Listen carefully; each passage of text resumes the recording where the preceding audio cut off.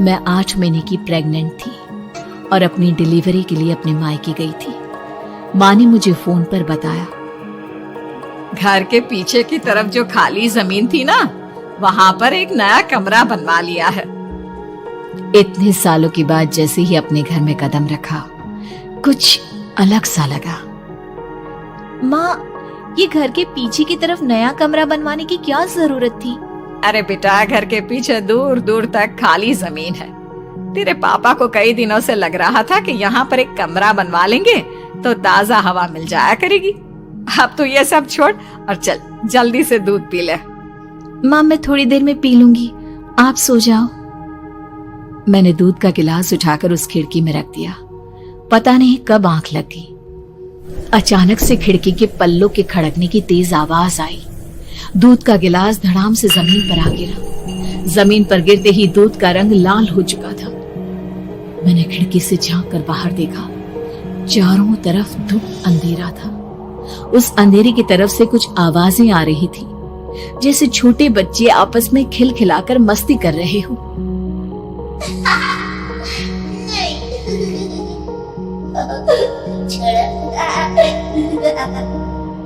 इतनी रात को इतने घनघोर अंधेरे में बच्चों की आवाज कैसे आ रही है?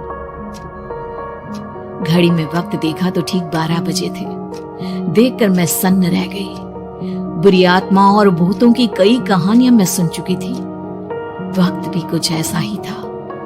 ऊपर से मैं प्रेग्नेंट। सुना था कि ऐसे वक्त में अक्सर बुरी आत्माएं औरतों का पीछा करती है, तो क्या मेरे पीछे भी?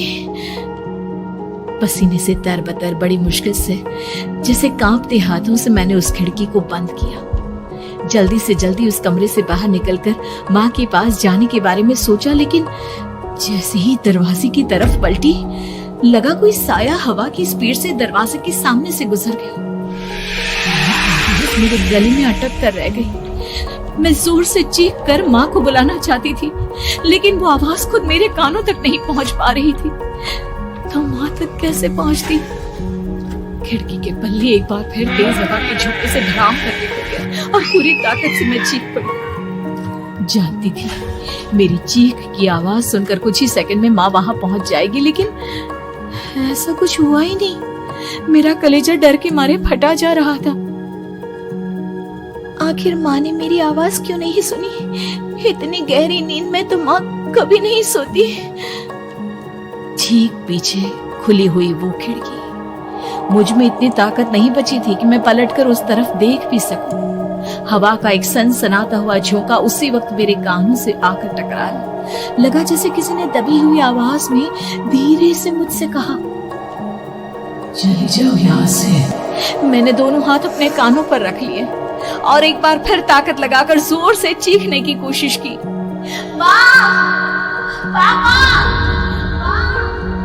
मेरी आवाज उस कमरे की दीवारों से टकराकर वापस मुझे ही सुनाई दे रही थी। जितनी ताकत के साथ मैंने चीखने की कोशिश की थी, कुछ ही देर बाद उससे कहीं ज्यादा तेज और दर्दनाक चीख मुझे सुनाई देने लगी। ये आवाज ठीक मेरे पीछे खिड़की से आ रही थी। वो आवाज मेरे कानों में पिघलते हुए लोहे की तरह गिर रही थी। उन आवाजों में हैवानियत थी।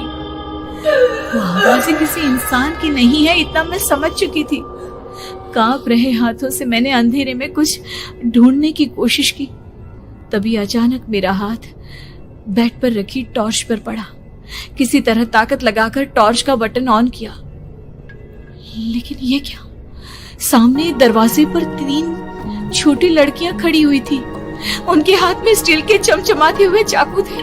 मैं घबराकर लड़खड़ाई और पीछे की तरफ हटी, लेकिन तब तक वो मेरे पास आ चुकी थी। उनकी गर्दन टेढ़ी थी और उनके हाथों के वो चाकू मेरे पेट को निशाना बनाने को तैयार। मैं जोर से चीखी, नहीं, छोड़ दो मेरे बच्चे को, मत मारो, मत मारो, छोड़ दो मेरे बच्चे को। सोनाली, क्या हुआ बेटा? तू इतनी डरी हुई क्यों है? उठ बेटा, क्या हुआ? हड़बड़ाकर मैंने अपनी आंखें खोली। देखा तो दिन निकल आया था। माँ मुझे जगा रही थी। मेरा चेहरा पूरा पसीने से लथपथ था। क्या हुआ बेटा, तुमने कोई बुरा सपना देखा क्या? मैं अभी तक अपने पूरे होश में नहीं थी। वो मेरे बच्चे को मार देगी माँ। वो लड़की मेरे बच्चे को। मैंने घबराकर अपने पेट को छुआ। सब कुछ ठीक था। और वो दूध जो रात को यहाँ पर गिर गया था, उसका रंग लाल हो गया था। माँ ने हंसते हुए दूध का गिलास मुझे दिखाया। तुमने दूध पिया ही नहीं, पूरा का पूरा ऐसे ही रखा हुआ है। तुमसे कहा था ना सोनाली, सेहत के लिए लापरवाही ठीक नहीं बेटा। लेकिन मैंने तो सब कुछ अपनी खुली आंखों से देखा था। ये सपना कैसे हो सकता है?